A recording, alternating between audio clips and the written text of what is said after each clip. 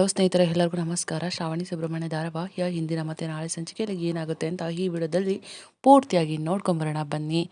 ಅದಕ್ಕೂ ಮುಂಚೆ ಯಾರೆಲ್ಲ ನಮ್ಮ ಚಾನಲ್ಗೆ ಸಬ್ಸ್ಕ್ರೈಬ್ ಆಗದೆ ಹಾಗೆ ವಿಡಿಯೋ ನೋಡ್ತಾ ಇದ್ರು ದಯವಿಟ್ಟು ಸಬ್ಸ್ಕ್ರೈಬ್ ಮಾಡಿ ಮತ್ತು ಸಪೋರ್ಟ್ ಮಾಡಿ. ಹಾಗೆ ಪಕ್ಕದಲ್ಲಿರುವ ಬೆಲ್ ಬಟನನ್ನು ಕ್ಲಿಕ್ ಮಾಡಿ. ಸಂಚಿಕೆಯಲ್ಲಿ ಮೊದಲಿಗೆ ಶ್ರಾವಣಿ ಅವರಿಗೆ ತನ್ನ ತಾಯಿಗೆ ಆಕ್ಸಿಡೆಂಟ್ ಆಗಿದೆ ಅಂತ ಗೊತ್ತಾದ ತಕ್ಷಣ ತುಂಬಾನೇ ಜೋರಾಗಿ ಅಳ್ತಾ ಇರ್ತಾರೆ. ಆಗ ಸುಬ್ಬು ಅವ್ರು ಕೂಡ ಅಲ್ಲೇ ಇರ್ತಾರೆ. ಸುಬ್ಬು ಅವರು ಕೂಡ ಏನು ಮಾಡ್ಬೇಕಂತ ಗೊತ್ತಾಗದೆ ಸಮಾಧಾನ ಮಾಡೋಕ್ಕಾಗದೆ ಅವರು ಕೂಡ ತುಂಬ ಒದ್ದಾಡ್ತಾ ಇರ್ತಾರೆ. ಅಷ್ಟರಲ್ಲಿ ವಿಶಾಲಾಕ್ಷಿ ಮತ್ತೆ ಧನಲಕ್ಷ್ಮಿ ಇಬ್ರು ಕೂಡ ಬರ್ತಾರೆ. ತುಂಬಾನೇ ಗಾಬರಿ ಪಟ್ಕೊಳ್ತಾ ಇರ್ತಾರೆ. ಶ್ರಾವಣಿ ಅಮ್ಮೋರೆ ಯಾಕೆ ಕಳ್ತಾ ಇದ್ದೀರಾ, ಏನಾಯ್ತು ಸುಬ್ರಹ್ಮಣ್ಯ ಅಂತ ಕೇಳ್ತಾರೆ. ಆಗ ಸುಬ್ಬು ಅವರು ಅದು ಅಮ್ಮ ನಂದಿನಿ ಅಮ್ಮವ್ರಿಗೆ ಆಕ್ಸಿಡೆಂಟ್ ಆಗಿದೆ ಅಂತ ಹೇಳ್ತಾರೆ. ಅದನ್ನ ಕೇಳಿದ ತಕ್ಷಣ ಅವರಿಗೂ ಫುಲ್ ಶಾಕ್ ಆಗುತ್ತೆ. ಏನು ಹೇಳ್ತಾ ಇದ್ದೆ ಸುಬ್ರಹ್ಮಣ್ಯ ಅಂತ ಹೇಳ್ತಾರೆ. ಆಗ ಸುಬ್ಬು ಅವರು ಅಮ್ಮ ಅಕ್ಕ ನೀವು ಕೂಡ ನಂದಿನಿ ಅಮ್ಮವ್ರನ್ನ ನೋಡಿದ್ದೀರಾ, ಶ್ರಾವಣಿ ಮೇಡಮ್ ನೀವು ಕೂಡ ನೋಡಿದ್ದೀರಾ ಅಂತ ಹೇಳ್ತಾರೆ. ಏನು ಹೇಳ್ತಾ ಇದೆಯಾ ಸುಬ್ಬು ಅಂತ ಹೇಳ್ತಾರೆ. ಹೌದು, ಇಷ್ಟು ದಿನ ನಂದಿನಿ ಅಮ್ಮವ್ರು ನಿಮ್ಮ ಜೊತೆನಲ್ಲೇ ಇದ್ರು ಅಂತ ಹೇಳ್ತಾರೆ. ಏನು ಹೇಳ್ತಾ ಇದ್ದೀರಾ ಅಂತ ಎಲ್ಲರೂ ಕೂಡ ಕೇಳಿದಾಗ ಹೌದು, ನಮ್ಮ ಮನೆಗೆ ಒಬ್ಬರು ಜಾನಕಿ ಪಾಟೀಲ್ ಅಂತ ಹುಬ್ಳಿಯಿಂದ ಬಂದಿದ್ದಾರೆ ಅಂತ ಹೇಳಿದ್ನಲ್ವಾ, ಅವರೇ ನಂದಿನಿ ಅಮ್ಮವರು, ಅವ್ರು ಬೇರೆ ಯಾರು ಅಲ್ಲ ನಿಮ್ಮ ತಾಯಿ ಅಂತ ಹೇಳ್ತಾರೆ. ಅದು ಕೇಳ್ಬಿಟ್ಟು ಎಲ್ಲರಿಗೂ ಕೂಡ ಶಾಕ್ ಆಗುತ್ತೆ. ಆಗ ಶ್ರಾವಣಿ ಅವರು ಸುಬ್ಬು ಏನು ಹೇಳ್ತಾ ಇದೆಯಾ ಸುಬ್ಬು, ಅವ್ರು ನನ್ನ ತಾಯಿನ ಅಂತ ಹೇಳ್ಬಿಟ್ಟು ಅವ್ರ ಜೊತೆ ಇದ್ದಂಥ ಕ್ಷಣಗಳು ಎಲ್ಲನೂ ಕೂಡ ಶ್ರಾವಣಿ ಅವರು ನೆನಪು ಮಾಡ್ಕೊಳ್ತಾರೆ. ಅಯ್ಯೋ ನನ್ನ ತಾಯಿ ನನ್ನ ಜೊತೆನಲ್ಲಿದ್ರಾ, ಯಾಕೆ ನನ್ನ ಜೊತೆನಲ್ಲಿದ್ದರೂ ಕೂಡ ನಾನೇ ನಿನ್ನ ತಾಯಿ ಅಂತ ಹೇಳ್ಕೊಳ್ಳಿಲ್ಲ ಅವರು ಅಂತ ತುಂಬಾ ಜೋರಾಗಿ ಅಳ್ತಾ ಇರ್ತಾರೆ. ಸುಬ್ಬು ಇಲ್ಲ ಸುಬ್ಬು ನನಗೆ ಅಮ್ಮ ಬೇಕು, ನಮ್ಮ ಅಮ್ಮಂಗೆ ಏನೂ ಆಗಬಾರ್ದು ಸುಬ್ಬು, ನಾನು ನಮ್ಮ ಅಮ್ಮನ ಜೊತೆ ಬದುಕಬೇಕು ಪ್ಲೀಸ್ ಸುಬ್ಬು, ಅಯ್ಯೋ ಅಮ್ಮ ಅಂತ ತುಂಬಾ ನೆನಪು ಮಾಡಿಕೊಂಡು ಅಳ್ತಾ ಇರ್ತಾರೆ. ಅಮ್ಮ ಯಾಕೆ ನನ್ನ ಹತ್ರ ಜೊತೆಲಿದ್ದರೂ ಹೇಳಿಲ್ಲ, ಅವ್ರ ಜೊತೆ ಮಲಗಿದ್ದು ಅವ್ರ ಜೊತೆ ಊಟ ಮಾಡಿದ್ದು ಎಲ್ಲ ಕ್ಷಣಗಳನ್ನು ಕೂಡ ನೆನಪು ಮಾಡಿಕೊಂಡು ತುಂಬ ಜೋರಾಗಿ ಅಳ್ತಾ ಇರ್ತಾರೆ. ಆಗ ಸುಬ್ಬು ಅವರು ಸಮಾಧಾನ ಮಾಡ್ತಿರ್ತಾರೆ. ಅಯ್ಯೋ ಭಗವಂತ ಯಾಕೆ ಈ ಥರ ಆಗ್ತೈತಪ್ಪ, ನಂದಿನಿ ಅಮ್ಮನ ಹೇಗಾದರೂ ಕಾಪಾಡಪ್ಪ ದೇವ್ರೆ ಅಂತ ಹೇಳ್ಬಿಟ್ಟು ಧನಲಕ್ಷ್ಮಿ ಮತ್ತು ವಿಶಾಲಾಕ್ಷಿ ಇಬ್ಬರು ಕೂಡ ಬೇಡ್ಕೊಳ್ತಾ ಇರ್ತಾರೆ.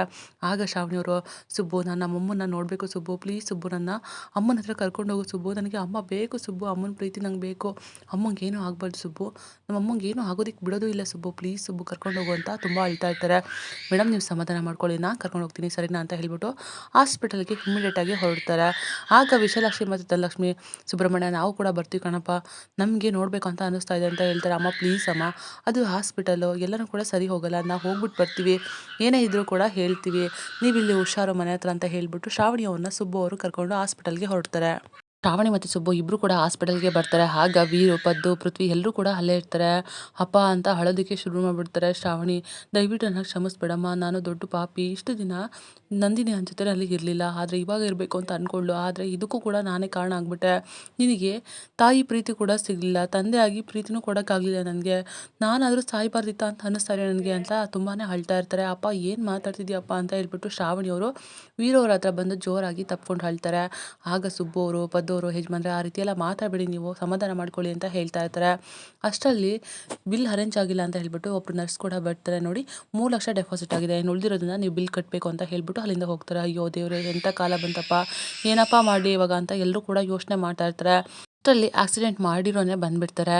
ನೋಡಿ ನೀವೇನು ಟೆನ್ಷನ್ ಮಾಡ್ಕೊಬೇಡಿ, ಎಲ್ಲ ಬಿಲ್ಲು ಕೂಡ ನಾನು ಕ್ಲಿಯರ್ ಮಾಡಿದ್ದೀನಿ, ಎಲ್ಲ ಬಿಲ್ಲು ನಾನು ಕಟ್ಟಿದ್ದೀನಿ, ಇನ್ಶೂರೆನ್ಸಿಂದ ಇದಾಗಿದೆ, ಈ ಬಗ್ಗೆ ತಲೆ ಕೆಡಿಸ್ಕೋಬೇಡಿ ಅಂತ ಹೇಳ್ತಾರೆ. ಅಷ್ಟರಲ್ಲಿ ಡಾಕ್ಟರ್ ಕೂಡ ಬರ್ತಾರೆ. ನೋಡಿ ಬಿಲ್ಲು ಪೇ ಆಗಿದೆ, ನಾವಿನ್ನು ಆಪ್ರೇಷನ್ನ ಸ್ಟಾರ್ಟ್ ಮಾಡ್ತೀವಿ ಅಂತ ಹೇಳ್ಬಿಟ್ಟು ಆಪ್ರೇಷನ್ ಮಾಡೋದಕ್ಕೆ ಅಂತ ಹೋಗ್ತಾರೆ.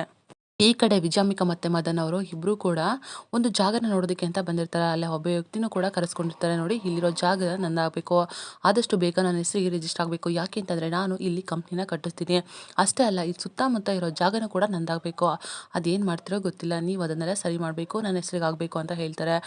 ಆಗ ಆ ವ್ಯಕ್ತಿ ಇದ್ದವರು ನೀವೇನು ತಲೆ ಕೆಡಿಸ್ಕೋಬೇಡಿ ಮೇಡಮ್, ಎಲ್ಲನೂ ಕೂಡ ನಾನು ಮಾಡ್ಕೊಡ್ತೀನಿ, ಯಾಕೆ ಅಂತಂದರೆ ಏನೇ ಕೇಸ್ ಆದರೂ ಎಲ್ಲ ನೋಡ್ಕೊಳ್ತೀರಾ, ಎಷ್ಟೇ ದುಡ್ಡು ಬೇಕಾದರೂ ನೀವು ಕೊಡ್ತೀರಾ, ಇಷ್ಟೆಲ್ಲ ಇರಬೇಕಾದ್ರೆ ನಾನು ಯಾಕೆ ತಲೆ ಕೆಡಿಸ್ಕೋಬೇಕು, ಎಲ್ಲನೂ ಕೂಡ ಕರೆಕ್ಟಾಗಿ ಮಾಡ್ಕೊಡ್ತೀನಿ ಮೇಡಮ್, ನೀವೇನು ಹೇಳಿದ್ರು ಎಲ್ಲಿ ಹೇಳಿದ್ರು ಕೂಡ ಅದು ನನ್ನ ಜವಾಬ್ದಾರಿ ಅಂತ ಹೇಳ್ತಾರೆ. ಆಗ ವಿಜಾಮಿಕವರು ಸರಿ ಆಯಿತು, ನನಗೆ ಆದಷ್ಟು ಬೇಗ ಎಲ್ಲ ಜಾಗನೂ ಕೂಡ ನನ್ನ ಹೆಸರಿಗೆ ಆಗಬೇಕು, ಅದು ತಲೆ ಹೋದರೂ ಸರಿ ಏನಾದರೂ ಸರಿ, ನನಗದು ಲೆಕ್ಕ ಇಲ್ಲ, ನನಗೆ ನಾನು ಅಂದ್ಕೊಂಡಿದ್ದಾಗಬೇಕಷ್ಟೇ, ಅಷ್ಟೇ ಅಲ್ಲದೆ ನೀನು ಒಂದು ಕಡೆ ಬೇರೆ ಜಾಗನ ನೋಡು, ಅಂದರೆ ತೋಟ ಇರಬೇಕು, ಅಲ್ಲಿ ಫಾರ್ಮ್ ಹೌಸ್ ಕೂಡ ಮಾಡಬೇಕು ಅಂತ ಅಂದ್ಕೊಂಡಿದ್ದೀನಿ ಅಂತ ಹೇಳ್ತಾರೆ. ಆಗ ಆ ವ್ಯಕ್ತಿ ಇದ್ದವರು ಸರಿ ಮೇಡಮ್, ನೀವು ಬೆಂಗಳೂರಲ್ಲಿ ಎಲ್ಲಿ ಕೈ ತೋರಿಸ್ತೀರೋ ಅಲ್ಲಿ ನಾನು ಜಾಗನ ಹುಡುಕೊಡ್ತೀನಿ, ಆ ಜಾಗನ ನಿಮ್ಮ ಹೆಸರಿಗೆ ಮಾಡಿಸ್ಕೊಡ್ತೀನಿ ಸರಿನಾ ಮೇಡಮ್ ಅಂತ ಹೇಳ್ತಾರೆ. ಅಷ್ಟರಲ್ಲಿ ಮದನ್ ಅವ್ರು ಬರ್ತಾರೆ. ಒಂದು ಬ್ಯಾಡ್ ನ್ಯೂಸ್ ಮಾಮ್, ಏನು ಗೊತ್ತಾ, ಬಿಲ್ಲು ಪೇ ಆಗಬಾರ್ದು ಆ ವೀರುಗೆ ಅಂತ ಅಂದ್ಕೊಂಡಿದ್ವಲ್ಲ, ಆ ಬಿಲ್ ಕೂಡ ಪೇ ಆಗಿಬಿಟ್ಟಿದಂತೆ, ಕ್ಲಿಯರ್ ಆಗಿದೆ ಅಂತೆ, ಅರೆ ನಾವು ಅಂದ್ಕೊಂಡಿದ್ದು ಆಗಲೇ ಇಲ್ವಲ್ಲ ಮಾಮ್ ಅಂತ ಹೇಳ್ತಾರೆ. ಮ್ಯಾಡಿ ಏನೋ ಹೇಳ್ತಾ ಇದೆಯಾ, ಇಷ್ಟೊಂದು ಖುಷಿಯಾಗಿರ್ಬೇಕಾಗಿರೋಂಥ ಸಮಯದಲ್ಲಿ ಬಂದುಬಿಟ್ಟು ಈ ಥರ ಎಲ್ಲ ವಿಷಯ ಹೇಳಿ ಮೈಂಡನ್ನು ಹಾಳು ಮಾಡ್ತಾ ಇದೆಯಲ್ಲ, ನಾವು ಏನು ಅಂದ್ಕೊಂಡಿದ್ದೀವೋ ಅದು ಆಗ್ತಾ ಇದೆ. ಅಂಥದ್ರಲ್ಲಿ ಇಂಥ ಸಮಯದಲ್ಲಿ ಇಂಥ ವಿಷಯ ಹೇಳ್ತಾ ಇದೆಯಲ್ಲ ನೀನು, ಅಷ್ಟಕ್ಕೂ ಬುದ್ಧಿ ಇದೆಯೇನೋ, ಮೂಡ್ ಆಫ್ ಮಾಡ್ತಿದ್ಯಾ ನೀನು? ನೋಡಿ ನಾವು ಅಂದ್ಕೊಂಡಂಗೆ ಎಲ್ಲ ಕೆಲಸನೂ ಕೂಡ ಆಗಬೇಕು ಅಂತ ಹೇಳ್ಬಿಟ್ಟು ಆ ವ್ಯಕ್ತಿಗೆ ಹೇಳ್ತಾರೆ. ಸರಿ ಮೇಡಮ್ ಅಂತ ಅವರು ಕೂಡ ಹೇಳ್ತಾರೆ. ನೋಡು ಮಾಡಿ, ನಾವು ಕಿರೀಟನ ಹೊತ್ಕೊಂಡು ಮೆರಿಬೇಕಾಗಿರೋಂಥ ಸಮಯದಲ್ಲಿ ಕ್ರಿಮಿಕೀಟಗಳ ಬಗ್ಗೆ ಎಲ್ಲ ಮಾತಾಡ್ತಿಯಲ್ಲ, ಹಂಗೂ ಒಂದು ವೇಳೆ ಅವಳೇನಾದರೂ ಬದುಕಿದ್ಲು ಅಂತಂದರೆ ನಾನು ಹೊಸ್ಕಾಕೋದೇನು ಕಷ್ಟ ಅಲ್ಲ. ಆದರೂ ಅವಳು ಬದುಕಿದ್ರೂ ಬಡತನದ ಬೇಗಿನಲ್ಲೇ ಬದುಕಬೇಕು. ಯಾಕೆ ಅಂತಂದರೆ ಶ್ರೀಮಂತಲಾಗಿ ಹುಟ್ಟಿದ್ಲು, ಇಷ್ಟು ದಿನ ಕಾಡುಗಳಲ್ಲಿ ಮೇಡಗಳಲ್ಲಿ ಅಳ್ಕೊಂಡು ಬದುಕಿದ್ಲು. ಆದರೆ ಇನ್ನು ಮುಂದೆನೂ ಕೂಡ ಅದೇ ಥರ ಆಗುತ್ತೆ. ನೀನೇನು ತಲೆ ಕೆಡಿಸ್ಕೊಬೇಡ ಮಾಡಿ ಅಂತ ಜೋರಾಗಿ ನಗ್ತಾ ಇರ್ತಾರೆ. ಕಡೆ ಡಾಕ್ಟರ್ ಆಪರೇಷನ್ ಎಲ್ಲ ಮುಗಿಸ್ಕೊಂಡು ಬರ್ತಾರೆ. ನೋಡಿ ಆಪರೇಷನ್ ಆಗಿದೆ, ಆದರೆ ಅವ್ರಿಗೆ ಇನ್ನೂ ಪ್ರಜ್ಞೆ ಬಂದಿಲ್ಲ. ಯಾಕೆ ಅಂತಂದರೆ BP ಪಲ್ಸು ಎಲ್ಲನೂ ಕೂಡ ವೇರಿ ಆಗ್ತಾ ಇದೆ. ನಾವು ಕೊಡೋ ಟ್ರೀಟ್ಮೆಂಟ್ಗೆ ಅವ್ರು ರೆಸ್ಪಾನ್ಸ್ ಮಾಡಿದ್ರೆ ಅವ್ರ ಜೀವ ಉಳಿಯೋ ಅಂಥ ಸ್ಥಿತಿನಲ್ಲಿದೆ. ಆದರೆ ನಾವೇನು ಹೇಳೋಕ್ಕಾಗಲ್ಲ, ಸಾರಿ ಅಂತ ಹೇಳ್ಬಿಡ್ತಾರೆ. ಅದನ್ನ ಕೇಳ್ಬಿಟ್ಟು ಎಲ್ಲರಿಗೂ ಕೂಡ ಶಾಕ್ ಆಗುತ್ತೆ. ಡಾಕ್ಟರ್ ಕೂಡ ಅಲ್ಲಿಂದ ಹೋಗ್ತಾರೆ.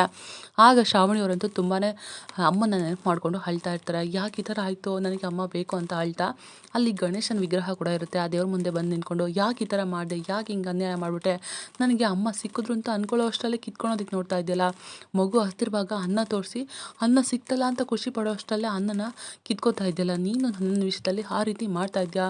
ನನಗೆ ಇಷ್ಟು ವರ್ಷ ಆದಮೇಲೆ ಅಮ್ಮ ಸಿಕ್ಕಿದ್ದಾರೆ, ಅಮ್ಮನ ನನ್ನ ಜೊತೆ ಬದುಕೋದಿಕ್ಕೆ ಬಿಡ್ತಿಲ್ವಲ್ಲ, ಯಾಕೆ ಹಿಂಗೆ ಮಾಡ್ತಿದ್ಯಾ ನೋಡು? ನನಗೆ ನನ್ನ ಅಮ್ಮನ ಯಾವುದೇ ಕಾರಣಕ್ಕೂ ನೀನು ದೂರ ಮಾಡೋಕ್ಕಾಗಲ್ಲ ಅಂತ ನಂಗೆ ಚೆನ್ನಾಗಿ ಗೊತ್ತು. ನನ್ನ ಅಮ್ಮನ್ನ ಒಂದು ಮಾಡಬೇಕು. ಅಮ್ಮ ಏನಾದರೂ ಪ್ರಪಂಚದಿಂದ ಹೊರಟೋದ್ಲು ಅಂತಂದರೆ ನಾನು ಕೂಡ ಹೊರಟೋಗ್ಬಿಡ್ತೀನಿ. ನಾನು ಮಾತ್ರ ಯಾವುದೇ ಕಾರಣಕ್ಕೂ ಬದುಕೋದಿಲ್ಲ. ನನಗೆ ಅಮ್ಮ ಬೇಕು. ಅಮ್ಮ ಎಲ್ಲಿರ್ತಾಳೋ ನಾನು ಕೂಡ ಅಲ್ಲೇ ಇರ್ತೀನಿ. ಅಮ್ಮ ಏನಾದರೂ ಬಿಟ್ಟೋದ್ರೆ ನಾನು ಕೂಡ ಹೋಗ್ಬಿಡ್ತೀನಿ ಅಂತ ಹೇಳಿ ತುಂಬಾ ಜೋರಾಗಿ ಅಳ್ತಾ ಇರ್ತಾರೆ. ಆಗ ಸುಬ್ಬು ಅವರು ಕೂಡ ಸಮಾಧಾನ ಮಾಡ್ತಿರ್ತಾರೆ. ಶ್ರಾವಣಿ ಹಾಡಿದ ಮಾತುಗಳನ್ನ ಕೇಳಿಸ್ಕೊಂಡು ವೀರು ಅವರು ಕೂಡ ತುಂಬಾ ಬೇಜಾರು ಮಾಡಿಕೊಂಡು ಕಣ್ಣೀರಾಗ್ತಾ ಇರ್ತಾರೆ. ಡಾಕ್ಟರ್ಸು 2 ಅವರ್ಸ್ ಅಬ್ಸರ್ವೇಷನ್ ಅಂತ ಹೇಳಿರ್ತಾರೆ, ಆದರೆ 5 ಅವರ್ಸ್ ಆಗಿರುತ್ತೆ. ಆಗ ಶ್ರಾವಣಿಯವರು, ಸುಬ್ಬು, ಡಾಕ್ಟರ್ ಹೇಳಿರೋ ಹಾಗೆ ಇವಾಗಲೇ 5 ಅವರ್ಸ್ ಆಗಿಬಿಟ್ಟಿದೆ, ಏನು ವಿಷಯ ಅಂತ ಕೇಳೋಣ ಸುಬ್ಬು ಅಂತ ಹೇಳ್ತಾರೆ. ಆಗ ಸುಬ್ಬು ಅವರು, ನೋಡಿ ಮೇಡಮ್, ನೀವು ಸಮಾಧಾನ ಮಾಡ್ಕೊಳ್ಳಿ, ನಾನು ಕೇಳ್ಕೊಂಬರ್ತೀನಿ ಅಂತ ಹೇಳ್ತಾರೆ. ಅಷ್ಟರಲ್ಲಿ ಒಬ್ಬರು ನರ್ಸ್ ಕೂಡ ಬರ್ತಾರೆ. ನೋಡಿ ಇವಾಗಲೇ 5 ಅವರ್ ಆಗಿದೆ, ಆದರೆ ಅವರು ಟ್ರೀಟ್ಮೆಂಟ್ಗೆ ರೆಸ್ಪಾನ್ಸ್ ಮಾಡ್ತಿಲ್ಲ. ಹೀಗಿರಬೇಕಾದ್ರೆ ನಿಜವಾಗ್ಲೂ ಅವ್ರು ಬದುಕೋ ಚಾನ್ಸ್ ಇಲ್ಲ.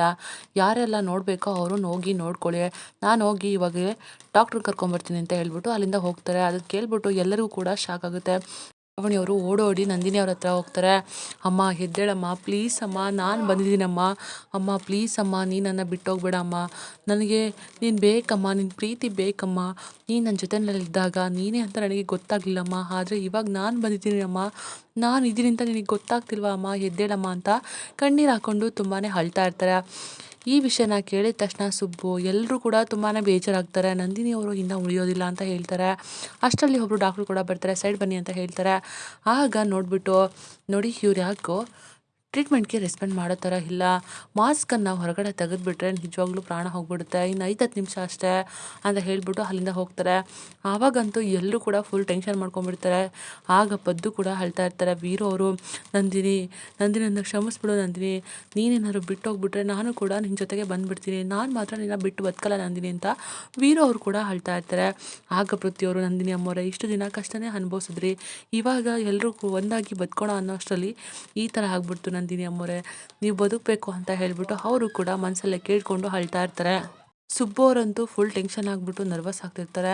ಆಗ ಶ್ರಾವಣಿಯವರು, ಅಮ್ಮ ಪ್ಲೀಸ್ ಅಮ್ಮ ಎದ್ದೇಳಮ್ಮ, ನಾನು ಬಂದಿದ್ದೀನಮ್ಮ, ನೀನು ನನಗೆ ಬೇಕಮ್ಮ, ನಿನ್ನ ಜೊತೆ ಬದುಕಬೇಕು ಅಮ್ಮ, ಪ್ಲೀಸ್ ಅಮ್ಮ ಎದ್ದೇಳಮ್ಮ, ಸುಬ್ಬು ನನಗೆ ಅಮ್ಮ ಬೇಕು, ಸುಬ್ಬು, ಸುಬ್ಬು ನನಗೆ ಅಮ್ಮನ ಪ್ರೀತಿ ಬೇಕು, ಸುಬ್ಬು, ಅಮ್ಮ ಬದುಕಬೇಕು ಸುಬ್ಬು ಅಂತ ತುಂಬ ಜೋರಾಗಿ ಅಳ್ತಾ ಇರ್ತಾರೆ.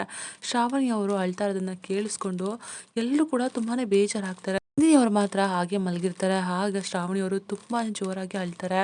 ಅಮ್ಮ ಪ್ಲೀಸ್ ಎದ್ದೇಳಮ್ಮ, ಮತ್ತೆ ಎದ್ದೇಳಮ್ಮ ಅಂತ ಅದೇ ಥರ ಮಾತಾಡ್ತಾ ತುಂಬಾ ಜೋರಾಗಿ ಹತ್ತು ಸುಸ್ತಾಗಿ ಕೂತ್ಕೊಂಡು ನಂದಿನಿ ಅವ್ರ ಕೈನ ಹಿಡ್ಕೊಂಡು ಜೋರಾಗಿ ಅಳೋದಕ್ಕೆ ಶುರು ಮಾಡಿಬಿಡ್ತಾರೆ. ಅಮ್ಮ ಪ್ಲೀಸ್ ಅಮ್ಮ, ನಿನ್ನ ಮಗಳು ಬಂದಿದ್ದೀನಿ ಅಮ್ಮ, ನಿನ್ನ ಜೊತೆ ಬದುಕಬೇಕಮ್ಮ, ಎದ್ದೇಳಮ್ಮ ಅಂತ ಕೈ ಹಿಡ್ಕೊಂಡು ಜೋರಾಗಿ ಅಳ್ತಾ ಇರ್ತಾರೆ. ಆ ಕಣ್ಣೀರ ಹನಿಗಳು ನಂದಿನಿ ಕೈ ಮೇಲೆ ಬೀಳುತ್ತೆ. ಆಗ ನಂದಿನಿ ಅವರು ಸ್ವಲ್ಪ ಕೈನ ಮೂವ್ ಮಾಡೋದಕ್ಕೆ ಶುರು ಮಾಡಿಬಿಡ್ತಾರೆ. ಅದನ್ನು ಶ್ರಾವಣಿಯವರು ನೋಡ್ತಾರೆ.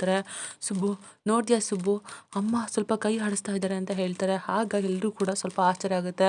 ನಂದಿನಿ ಅವರು ಜೋರಾಗಿ ಉಸಿರನ್ನ ಹೇಳ್ಕೊಳ್ತಾರೆ. ಅದನ್ನೆಲ್ಲ ನೋಡಿರೋ ಅಂತ ಎಲ್ರಿಗೂ ಸ್ವಲ್ಪ ಧೈರ್ಯ ಬರುತ್ತೆ. ಆಗ ಶ್ರಾವಣಿಯವರು ಅಮ್ಮ ಬದುಕ್ಬೋದು ಅನ್ನೋ ಧೈರ್ಯಕ್ಕೆ ಬರ್ತಾರೆ.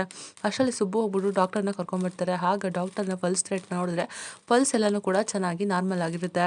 ಹಬ್ಬ, ನಾವು ಇಷ್ಟು ದಿನ ಕೇಳಿದ್ವಿ ಪವಾಡ ಮಿರಾಕಲ್ ಅಂತ, ಆದರೆ ಕಣ್ಣಾರೆ ನೋಡ್ತಾ ಇರೋದು ಇದೇ ಫಸ್ಟು, ನಿಜವಾಗ್ಲೂ ಮಿರಾಕಲ್ ನಡೆದಿದೆ, ಇವರು ಬದುಕ್ತಾರೆ, ನೀವು ಆರಾಮಾಗಿರಿ ಅಂತ ಹೇಳ್ತಾರೆ. ಎಲ್ರಿಗೂ ಕೂಡ ಒಂದು ಸ್ವಲ್ಪ ಧೈರ್ಯ ಬರುತ್ತೆ.